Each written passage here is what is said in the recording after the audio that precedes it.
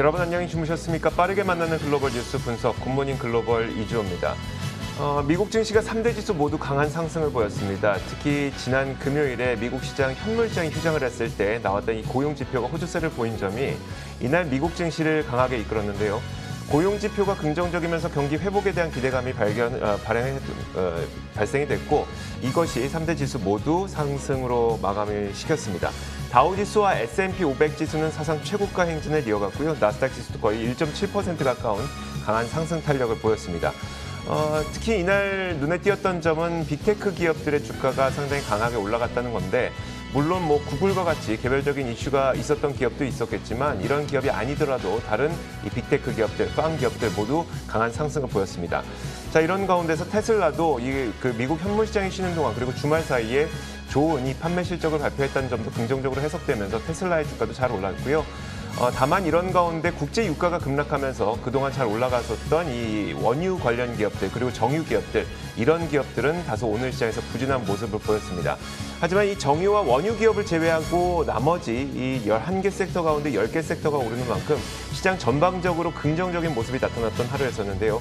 어떤 일들이 있었는지 지금부터 저희와 함께 정리해 보시길 바라겠습니다. 굿모닝 글로벌 바로 출발하겠습니다. 네, 간밤 뉴욕 증시 시황 소식들 정리해드리겠습니다. LS 클로징 벨 나올 시간이고요. 오늘 뉴욕 증시는 고용지표 호조에 힘입어 일제히 상승으로 마감했습니다. 먼저 자세한 마감 상황 확인해 보시죠. 다우지수 계속해서 상승 탄력을 장중에 유지한 모습이고요. 1.13% 오늘 상승한 채 신고가를 경신하면서 마감했습니다. 나스닥 지수 보겠습니다. 역시나 상승 탄력을 잘 지켜낸 모습이고요. 1.67% 상승한 13,705포인트 선 가리키고 있습니다. S&P 500 지수까지 확인해 보겠습니다. 오늘 58포인트가량 오르면서 4,000선 위로 다시 넘어온 모습이고요. 4,077포인트 가리키면서 역시나 신고가를 경신한 채 굉장히 좋은 흐름을 나타냈습니다. 그렇다면 오늘 시장이 주목한 이슈들 확인해 보겠습니다. 이 앞서 미국의 고용지표가 굉장히 긍정적으로 지난주에 밝혀졌었죠. 3월 비농업 부문의 신규 고용이 91만 6천 명으로 집계되면서 월가 예상치였던 67만 5천 명을 크게 상회했고 또 작년 8월 이후 최대치를 나타냈다는 점 어제 전해드렸는데요. 실업률 역시 전달의 6.2%에서 6%로 하락을 가리켰습니다. 시장이 금요일 연휴로 휴장을 하면서 주식시장이 고용 호조를 하루 늦게 이번 주에 반영한 모습이었습니다. 한편 이날 발표된 또 다른 경제 지표도 긍정적으로 나타났습니다. 마켓에서 발표한 3월 서비스업 PMI 최종치는 60.4로 전월의 59.8에서 상승했습니다. 2014년 7월 이후 가장 높은 수치를 기록하면서 서비스 업황이 크게 개선되고 있음을 보여줬습니다. 또한 뉴욕시의 기업 환경을 보여주는 3월 비즈니스 여건 지수는 전월 35.5에서 37.2로 상승했는데요. 여전히 낮은 수준이기는 하지만 하부 항목 가운데 눈에 띄는 항목이 있었습니다. 고용지수인데요. 이 고용지수가 전달보다 22포인트가량 훌쩍 올랐다는 점이 주목을 받았습니다. 한편 10년물 국채금리는 진정세를 오늘도 이어갔습니다. 이 점 역시도 긍정적으로 작용했는데요. 10년물 국채금리는 현재 1.7% 초반을 가리키고 있습니다. 다음으로 오늘장 업종과 종목별 흐름들 확인해 보겠습니다. 오늘은 10개 업종이 상승한 채 마감을 했습니다. 확인해 보면 에너지가 2.4%, 유가 하락의 여파로 떨어지면서 이렇게 부진한 흐름을 유일하게 나타냈고요. 그 밖에는 커뮤니케이션과 자유소비재, 기술주가 모두 2%대로 상승하면서 굉장히 좋은 흐름을 나타냈습니다. 구체적인 종목별 흐름 확인해 보겠습니다. 오늘 기술주 섹터와 커뮤니케이션 섹터 그리고 소비 순환주들, 소비 방어주들 모두 굉장히 좋은 흐름을 나타내고 있습니다. 주요 종목들 먼저 살펴보면 애플과 마이크로소프트가 모두 2%대 상승 마감했고요. 구글은 4% 오르면서 굉장히 좋은 흐름을 나타냈습니다. 오늘장에 있었던 특징주들도 하나씩 살펴보겠습니다. 우선 테슬라인데요. 테슬라가 오늘 4.4% 상승했습니다. 1분기 차량 인도 실적이 예상치를 상회하면서 주가가 탄력을 받은 거고요. 총 18만 4,800대를 인도했다고 밝히면서 애널리스트들의 예상치였던 16만 8천 대를 웃도는 수치를 공개했습니다. 또 웨드부시에서는 테슬라에 대한 투자 의견을 중립에서 아웃퍼폼으로 상향 조정하기도 했습니다. 그러면서 오늘 테슬라의 주가는 탄력을 받은 모습이었고요. 다음으로 게임스탑 확인해 보겠습니다. 게임스탑의 주가는 오늘 2.35% 하락하면서 현재 187달러 선 바로 아래로 떨어진 상황입니다. 이 게임스탑이 10억 달러 규모의 증자 소식을 전했습니다. 그러면서 장 초반 낙폭을 크게 키웠었는데요. 후반 들어서 그래도 어느 정도 만회하면서 2% 떨어진 채 거래 마쳤습니다. 다음으로는 대표적인 경기 재개 관련주들 묶어서 확인을 해봐야겠습니다. 오늘 항공주들 그리고 크루즈 관련주들의 흐름이 굉장히 양호했는데요. 카니발의 주가는 4.65% 오른 채 마감했고 로열 캐리비안이 2.8% 그리고 노르웨지안 크루즈 라인이 7% 급등하면서 거래를 마쳤습니다. 항공주들도 확인해 보겠습니다. 유나이티드 에어라인이 2.5% 그리고 델타 에어라인이 3% 가까운 상승폭을 기록한 채 거래를 마쳤습니다. 다음으로 AMC 엔터테인먼트의 주가 확인해 보겠습니다. 오늘 13% 급등하면서 10달러 선의 거래를 마쳤는데요. B. Riley Securities라는 리서치 펌에서 투자 의견을 매수로 상향 조정하면서 이렇게 좋은 흐름이 나타났습니다. 목표 주가는 전일 종가 기준 39% 상승한 13달러 선으로 제시를 했습니다. 다음으로 로블록스 확인해 보겠습니다. 지난달 많은 관심을 받으면서 상장했던 종목이죠. 골드만삭스에서 매수 커버리지를 게시하면서 주가는 탄력을 받았습니다. 컨텐츠를 지금 현금화하고 있는 방식이 게임 개발에 들어갔던 많은 비용들을 만회시켜주는 사업 구조를 긍정적으로 평가했습니다. 다음으로는 자동차 기업 두 가지 포드와 GM 확인해 보겠습니다. 웰스파고에서 비중 확대 커버리지를 게시하면서 각각 상승했는데요. 포드는 4.35%, GM은 5.6% 오른 채 거래를 마쳤습니다. 마지막으로 핀터레스트까지 확인해 보겠습니다. 소셜미디어 기업 중에 비스코라는 기업이 있습니다. 이 미국에서 티네이저들 사이에서 굉장히 유명한 비스코라는 앱이 있는데요. 앞으로 이 기업을 인수하겠다 그런 계획을 가지고 있다라는 뉴욕타임즈의 보도가 전해지면서 핀터레스트의 주가도 오늘 탄력을 받았습니다. 2.3% 오르면서 80달러 선에 바짝 다가선 채 거래 마쳤습니다. 이렇게 오늘 장에 있었던 특징주들까지 모두 전해드렸습니다.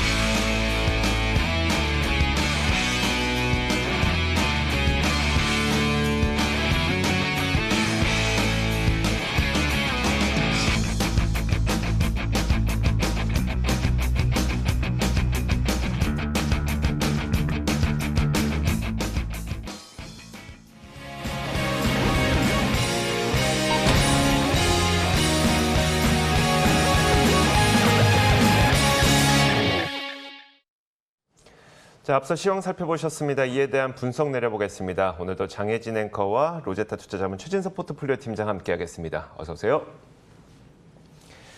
자, 팀장님, 미국 증시가 3대 지수 모두 1% 넘는 상승을 보였고요. 구글, 페이스북, 마이크로소프트 사상 최고가 행진을 이어갈 정도로 기술주도 좋았습니다. 자, 미국 증시에 어떤 일들이 있었을까요? 네, 일단은 현지 시각으로 금요일에 발표가 됐던 3월의 고용 지표 서프라이즈가 경제에 대한 자신감을 또 한 번 좀 더해준 것 같습니다. 그러면서 신고가 행진에 다시 한번 좀 불을 지핀 것 같고요. 그리고 이제 S&P 500 지수가 4,000선을 돌파했다라고 하더라도 어떤 부담감이 작용하는 그런 시장의 피로감이 작용하는 그런 장세는 오늘 찾아볼 수가 없었습니다. 또 한 가지 그리고 결정적인 요인 중에 하나가 금리 안정이다라고 보여지죠. CNBC가 당초에 금리가 너무 빠르게 오르지만 않는다면은 증시가 고용지표 호조에 긍정적으로 반응할 것이다라는 전망을 내세운 바가 있었는데 10년물 국채 금리가 1.7% 초반대에서 안정세를 보이고 있습니다. 이런 부분들이 시장의 안정에도 도움을 주고 있는 것 같고요. 블랙록 같은 경우에는 관련해서 과거 대비해서 더 강한 경제 성장과 그리고 인플레이션 가속화에도 불구하고 국채 금리의 반응이 미미할 것이다라고 얘기를 하면서 이는 증시의 호재가 될 수 있을 것이다라고 분석을 했습니다. 그럼 이제 단기적으로 이 증시의 분위기를 좀 꺾을 요인에 대해서 저희가 미리 생각해 볼 필요가 있을 것 같은데요. 캐너코드 같은 IB에서는 코로나19 감염 추세 악화에 따른 셧다운 조치 그리고 연준의 정책 미스 등을 잠재적인 악재로 꼽았는데요. 둘 다 가까워 보이지는 않는다는 또 분석 또한 덧붙였습니다. 자, 이어서 상품 선물 시장의 움직임도 살펴보도록 하겠습니다. 이날 그 미국 증시에서 11개 섹터 가운데 유일하게 하락한 섹터가 있었습니다. 바로 에너지 섹터인데요. 유가가 급락하다 보니까 에너지 섹터의 움직임이 좋지 못했던 겁니다. WTI 가격이 이날 4% 넘게 급락을 했는데 일단 오펙 플러스 국가들이 지난주에 이 5월부터는 점진적으로 감산을 축소하기로 하면서 사실 원유 시장은 다소 안정세를 보이기도 했습니다. 점진적으로 축소한다고 했으니까요. 하지만 이란이 원유 생산을 늘릴 것으로 전해지면서 유가가 급락하는 모습이 나타났는데 결국은 이제 WTI 가격이 현재 선물 시장에서 4.3% 넘게 내리고 있습니다. 60달러 밑으로 떨어지면서 58.77달러를 현재 기록하고 있습니다. 자, 이어서 금값의 움직임도 보도록 하겠습니다. 금값은 보합세를 보이고 있는데 경기 회복과 달러 약세 사이에서 좀 등락을 보이고 있는 부분이 있었습니다. 경기 회복은 금값의 하락 요인으로 작용을 하는 경우가 많죠. 이런 가운데 달러 약세가 또다시 나타났습니다. 이거는 금값의 상승 요인이다 보니까 상승 요인과 하락 요인이 부딪히면서 등락을 계속 거듭하다가 결국은 현재는 강보합권 정도에 움직이고 있습니다. 0.06% 오르면서 1,729.4달러를 기록하고 있습니다. 자, 10년물 국채금리 한번 살펴보도록 하겠습니다. 10년물 국채금리는 앞서 들으셨던 것처럼 다소 안정세를 보이고 있는데요. 증시가 신고가 행진을 보이고 있는 가운데 금리는 1.71% 정도를 기록하고 있습니다. 마지막으로 달러 인덱스까지 확인해 보도록 하죠. 앞서 말씀드렸던 것처럼 달러 강세가 좀 주춤한 모양새입니다. 지난 밤 사이는 0.46% 내리면서 92.59를 기록하고 있습니다. 자, 이렇게 상품 선물 시장 살펴봤습니다. 글로벌 외신 확인하겠습니다. 자, 첫 번째 뉴스 팀장님이 골라주셨는데 경기 회복에 대한 기대감을 좀 불러일으킬 수 있는 뉴스네요. 그렇습니다. 미국의 감염병 전문가죠. 앤서니 파우치 국립알레르기 전염병 연구소장이 이 정상생활 복귀와 관련한 장밋빛 전망을 다시 한번 내세웠습니다.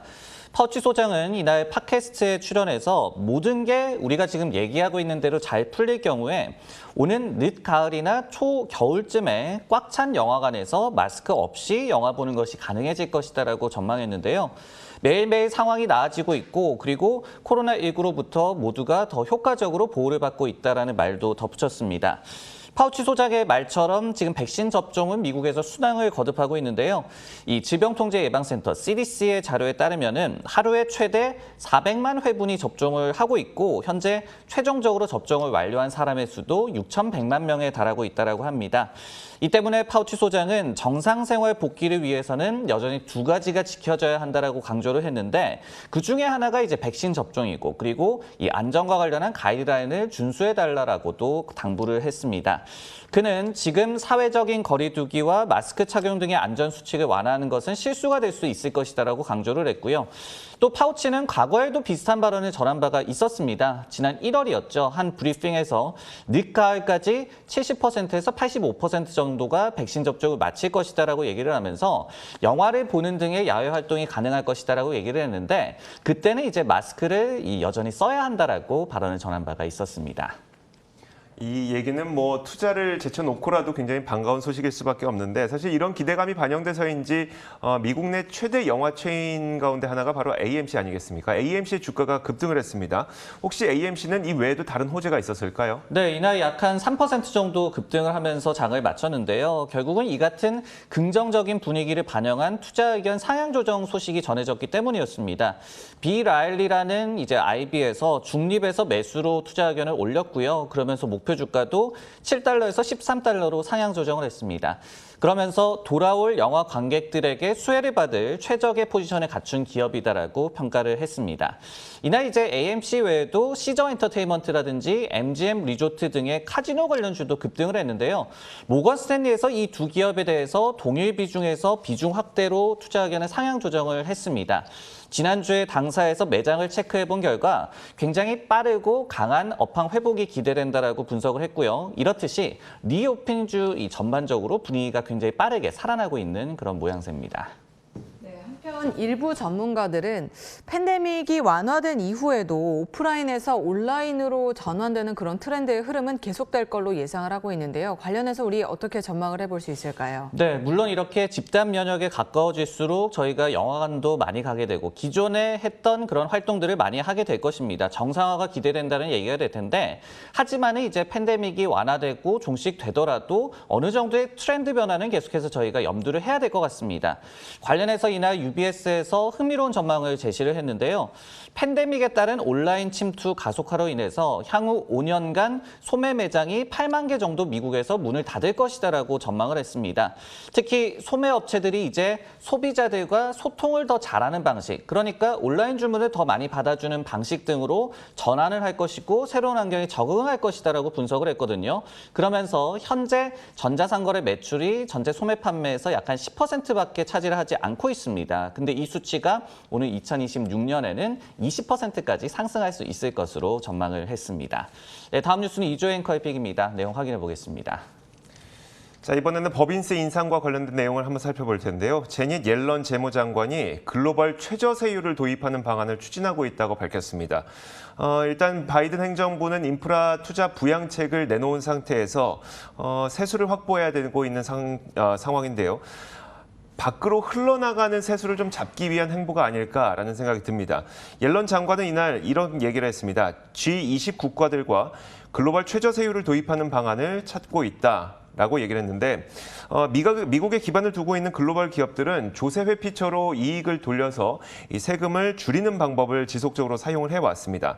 다시 말하자면 미국 입장에서는 자꾸 세금이 바깥으로 흘러나간다는 것인데요. 만약에 글로벌 최저세율을 적용을 하게 된다면 언제 어디에서나 돈을 벌게 되면 당연히 세금을 내야 될 수 있기 때문에 차라리 미국으로 돌아와서 이 사업을 하는 게 더 나을 수도 있습니다. 자, 사실 이 발언은 바이든 대통령이 2조 달러의 인프라 부양책을 발표한 직후에 법인세 인상이 있을 것이라고 밝힌 지 얼마 지나지 않아서 나온 발언이어서 세수를 더 확보하기 위한 방안으로 해석이 가능한데요. 바이든 대통령은 한편 이런 가운데 법인세 인상이 미국 경제를 해치지 않을 것이다. 그런 걱정이 전혀 없다라고 밝히기도 했습니다. 그는 28%로 법인세를 올리는 것을 걱정하냐는 질문에 전혀 아니다라고 답을 했는데요. 민주당 상원 의원인 조 맨친 의원조차도 법인세 인상을 반대하고 있는 상황이라서 이를 잠재우기 위한 행보로 보입니다. 어쨌든 이제 세금은 올려야 될 것 같긴 한데 이제 인프라 투자를 해야 되니까요. 세금은 올려야 될 것 같긴 한데 최대한 이 기업들의 이익에 타격을 주지 않는 방향을 모색하고 있는 것으로 보이거든요. 팀장님, 아직 구체화된 것은 없지만 지금까지 확인된 세금 인상 계획에 대해서 월가는 어떻게 바라보고 있을까요? 네, 일단은 대표적으로 골드만삭스가 증세의 영향에 대해서 좀 지적을 했었죠. 그러면서 시나리오별로 기업 이익에 대한 타격 시나리오를 제시를 했습니다. 하지만 이제 모든 증세 시나리오를 실행 시에는 내년에 S&P 500 기업들의 EPS가 자신들의 기존 전망 대비해서 약 한 9% 감소할 수 있을 것이다라고 경고를 했습니다. 이렇듯이 어느 정도 이러한 수치적인 피해는 저희가 감수를 해야 할 것으로 예상이 되고 있는데요. 다만 이제 생각해 볼 부분은 이 팩트셋 기준으로 올해 S&P 500 기업들의 EPS가 지난 2019년 수준 대비해서도 한 자릿수 후반대의 성장세가 이제 기대가 되고 있습니다. 그리고 내년에도 이 기업 이익이 15% 정도 YOY 기준으로 추가로 성장할 것으로 기대가 되고 있습니다. 이렇듯이 어떤 증세의 영향을 감수하고 그리고 넘어설 만큼의 기업 이익의 성장세가 나온다라고 한다면은 시장 역시도 이 같은 악재를 좀 감내할 수 있을 것이다라는 전망이 가능한데요. 실제로 이와 관련해서 웰스파고가 최근에 이 법인세 인상이 중대한 리스크는 맞다라고 얘기를 하면서 지금 기업 이익의 성장세가 충분히 강력하기 때문에 이 같은 전망은 강세장 전망을 뒷받침한다라는 분석을 제시한 바도 있었습니다.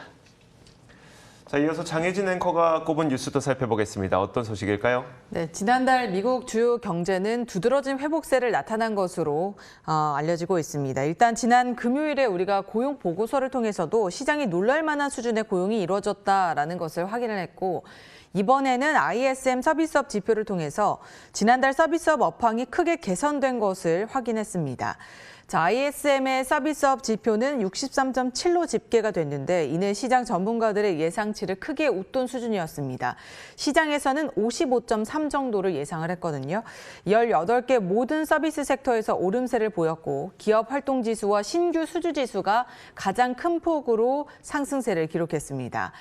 지난 2월 극심한 한파를 겪으면서 오히려 위축세를 보였던 경제가 3월에 크게 향상되면서 시장을 놀라게 하고 있는 모습인데요. 서비스업은 미국 경제 생산의 70%를 차지하는 만큼 이 3월 서비스업 지표 호조는 강한 경제 회복을 시사한다라고 봐도 무관할 것 같습니다. 자, 같은 날 발표된 IHS 막기 서비스업 PNY도 60.4를 기록하면서 2014년 이후 7년 만에 최고를 기록했습니다. 자, 이를 두고 IHS 막기 전문가는 최근 서비스업 상승세는 계속되고 있다면서 3월 또 한 번 인상적인 수치가 나왔는데 이는 경제가 약 5% 성장할 수 있다는 것을 의미한다라고 전했고요. 다만 가장 큰 우려는 인플레이션이다라고 덧붙이기도 했습니다. 자, 미국 경제 지표들이 경기 회복을 입증해주고 있습니다. 이번 서비스업 지표 또한 그중 하나인데요. 월가에서는 올해 미국 경제 회복에 대해서 어떤 시각을 갖고 있는지 일단 어느 정도 가시화는 되고 있는 만큼 예상을 어떻게 하고 있는지 한번 설명해 주시죠. 네, 저희가 기존에 접했던 전망 같은 경우에는 1분기에는 한파의 영향도 있었고 그리고 겨울간에 미국에서 코로나19 감염자 수가 급격하게 좀 증가를 했었기 때문에 이런 여파 등으로 인해서 잠시 좀 경제도 주춤을 하고 2분기부터 이제 본격적으로 반등을 해서 올해 전체는 괜찮을 것이다. 이런 부분이었습니다. 하지만 이제 이 기사 내용에서도 나오듯이 3월의 경제 상황이 예상보다 굉장히 좀 빨리 풀리면서 1분기에 대한 전망도 굉장히 좀 이 분위기가 개선이 됐고요. 그리고 이제 최근에 그리고 앞으로에 대한 기대감도 굉장히 좀 고조가 되고 있습니다. 최근에 이제 ISM 제조업 지표 같은 경우에도 30여 년 만에 최고치를 기록하는 등 굉장히 좀 호조세를 띈 바가 있었죠. 이와 관련해서 이제 PNC라는 기관에서도 미국의 제조업체들이 국내외의 경기 반등의 수혜를 받을 수 있을 것이다라고 전망을 했고요. 이 밖에도 캐피털 이코노미스트 같은 경우에는 최소 향후 몇 달간은 코로나19가 좀 안정세를 접어들고 그리고 경제 활동이 정상화될 것으로 기대가 되고 있기 때문에 소비 심리의 개선세도 지속될 것이다라고 전망을 했습니다. 그리고 이제 야디니 리서치의 경우에도 이 금리 상승 같은 경우에는 인플레이션 기대를 반영하는 수치이기 때문에 이것이 증시 그리고 경제에도 타격이 되지는 않을 것이다라는 장밋빛 전망을 제시한 바도 있었습니다. 자, 이렇게 지난 밤새 있었던 여러 가지 글로벌 이슈 정리해봤습니다. 이어서 종목 뉴스 확인하겠습니다.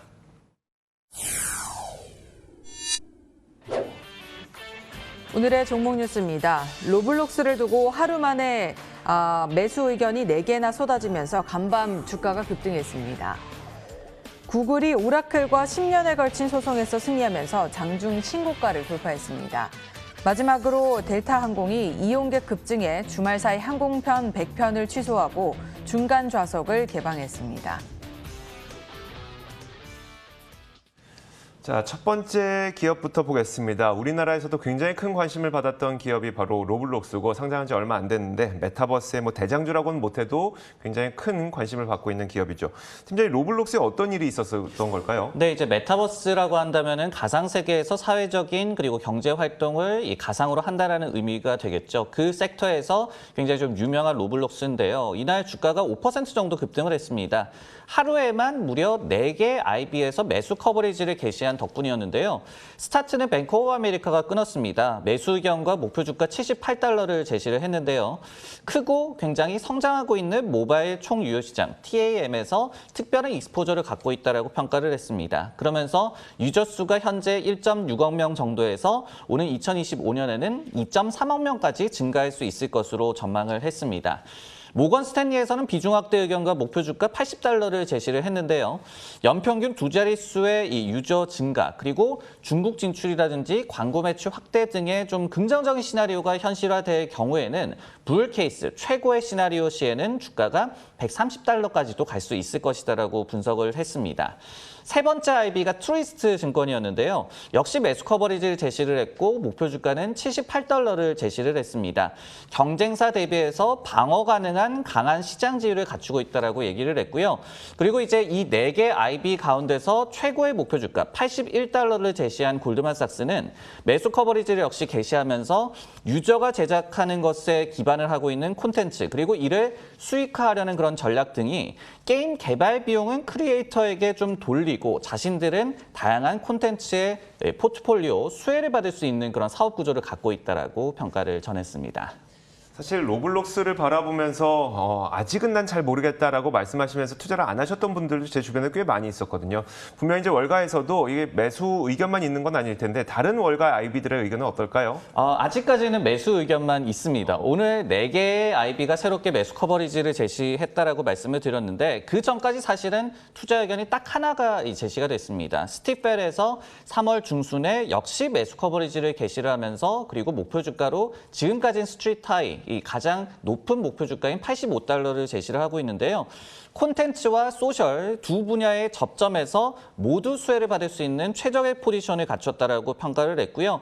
그리고 오가닉 기준으로 해서 예약액, 저희가 이제 게임사 매출에서 굉장히 중요한 지표입니다. 각종 게임 콘텐츠에서 벌어들이는 그런 돈을 합산한 그런 수치가 되겠는데요. 이 예약액이 3년간 연평균 28% 증가가 예상된다라고 전하면서 당사가 커버를 하고 있는 종목 중에 거의 최고의 성장이 기대된다라고 분석을 한 바도 있었습니다.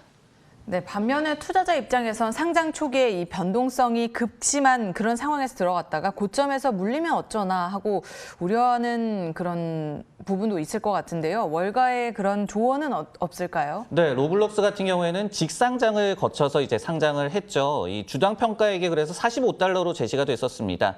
근데 이제 거래 첫날에 게시 가격이 64.5달러 정도로 형성이 돼서 첫날에는 이제 급등 마감했었는데요. 하지만은 이후에는 주가가 다소 좀 극심한 변동성을 보이면서 이날을 제외하면, 그러니까 간밤에 급등을 한 것을 제외하면은 횡보 흐름을 보이고 있습니다. 그러다 보니까 투자자 입장에서도 당연히 고민이 클 수밖에 없는 그런 시점인데요. 관련해서 투자 정보 웹사이트인 인베스터 플레이스에서 조언을 좀 제시를 했습니다. 로블록스 주식이 금방 도망가지는 않는다. 조정을 기다려야 한다라고 분석을 했는데요. 코로나19 뉴노멀의 이 성장이 수혜를 받고 있다. 그리고 시장 전반에서도 금리 상승 리스크가 완화가 되면서 이런 고퍼주에는 긍정적이다라고 평가를 하면서도 현재 주가가 다소 좀 과도하다라는 입장을 전했습니다. 그러면서 향후 몇 달간도 주가가 다소 횡보 흐름을 나타낼 것으로 보이며 투자자 입장에서는 관망, 그리고 이후에 조정 시에 매수하는 전략이 유효할 것이다라고 조언을 전했습니다. 네, 다음 종목 뉴스는 이주혜 앵커의 픽입니다. 내용 확인해 보겠습니다. 자, 지난 밤 사이에 구글이 굉장히 큰 폭의 상승을 기록했습니다. 사상 최고가 행진을 이어갔는데 오라클과 10년 넘게 이끌어왔었던 소송에서 이제 구글이 승리를 하게 되면서 구글의 주가는 사상 최고가를 돌파하게 된 겁니다.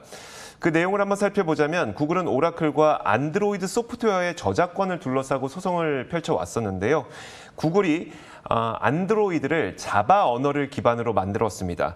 그런데 오라클이 2010년에 자바 언어를 개발한 선 마이크로 시스템을 인수를 하게 되면서 구글이 오라클의 저작권을 침해했다는 내용으로 10년 이상 걸린 이 소송전이었었는데 다행히 미국 대법원 판결 결과 구글의 승리로 끝났지만 이번 소송에 걸려있는 금액이 워낙 컸기 때문에 전 세계에서 이 소송을 지켜보고 있었습니다.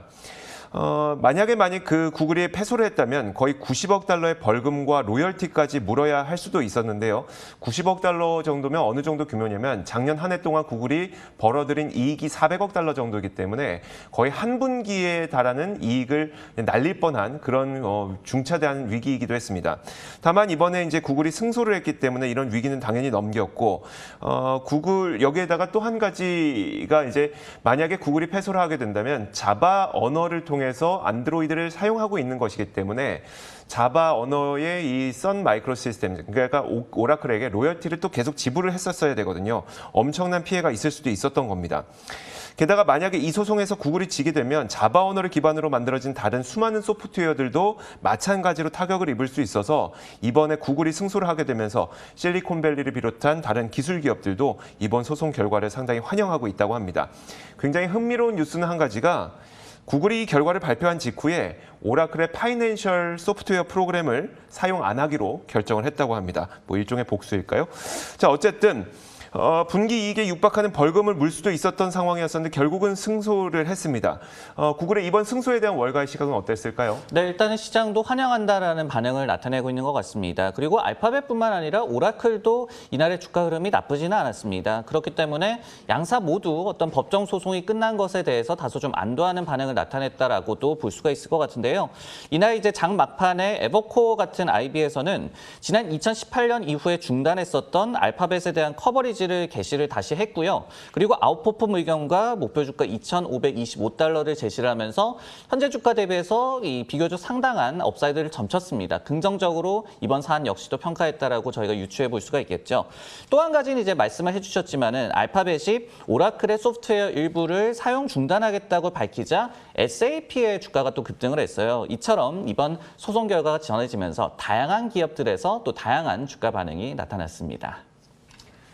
자, 이어서 장혜진 앵커가 꼽은 기업도 살펴보겠습니다. 어떤 기업일까요? 네, 미국의 항공사 델타항공이 일시적으로 이용객이 급증하면서 주말 사이 100편이 넘는 항공편을 취소하고 일시적으로 중간 좌석을 개방했다는 소식이 전해지고 있습니다. 항공편을 운항할 함께 탑승할 직원이 부족했다고 하는데요. 또한 더 많은 고객을 받기 위해서 4일에서 5일 안에 중간 좌석을 개방한다라는 내용을 전했습니다. 사실 다른 항공사들은 이 거리두기 조치를 이미 완화하고 중간 좌석을 개방한 상황이긴 합니다. 다만 이는 일시적인 조치이며 오는 5월 1일부터 전면적으로 중간 좌석을 개방할 계획이다라고 당사는 밝혔는데요. 기사에서는 이를 통해서 코로나19 백신 접종 속도가 빨라지면서 미국 여행 수요가 빠르게 회복하고 있다라고 설명을 했습니다. 실제로 미국 교통안전청에 따르면 3월 기준 미국 항공 여객 수는 24일 연속 하루 100만 명을 넘어선 상황이고요. 특히 지난 2일에 항공 여객 수는 158만 명으로 기록이 됐고 코로나19가 발생한 이후 최대 규모를 기록했습니다. 다음 날인 3일에도 역시나 139만 명을 기록한 것으로 나타났는데요. 미국 내 집단 면역 달성 시점이 다가오면서 몇 달 뒤인 여름에 휴가를 떠날 계획이 있는 사람도 늘어난 것으로 나타나고 있습니다. 국제 통계 사이트 아워월드인 데이터에 따르면 미국의 백신 접종률은 100명당 37회 수준으로 나타나고 있는데 이에 따라서 이르면 6월에는 집단 면역이 가능할 것으로 예측이 되고 있습니다. 자, 이렇게 폭발적인 여행 수요 회복이 가시화되고 있습니다. 사실 항공주와 관련해서는 이미 회복할 만큼 했다라는 분석들도 참 많은데요. 항공주와 관련된 전망, 특히 이 델타 항공과 관련된 내용 어떤 내용들이 전해지고 있는지 소개해 주시죠. 네, 항공주의 분위기는 전반적으로 긍정적으로 좀 유지가 되고 있습니다. 그리고 델타 항공을 찝어서 얘기를 해보더라도 최근에 이제 제프리스가 물론 이제 중립적인 의견을 유지하기는 했지만은 목표 주가를 40에서 50달러로 상향하면서 그간의 상승세를 어느 정도 이제 뒷받침한다라는 의견을 내비쳤고요. 그리고 이제 시포트 글로벌이라는 IB 역시도 이번에는 매수 의견을 유지하면서 목표 주가를 54달러에서 66달러로 상향 조정을 했습니다. 추가적인 업사이드를 여전히 점치고 있다라고 보여지고요. 그리고 그리고 이제 타 항공사와 저희가 비교를 해본다면 델타 항공 같은 경우에는 역시 업계 1위이기 때문에 어떤 규모라든지 그리고 안정성에 시장이 높은 점수를 주고 있음을 저희가 알 수가 있습니다.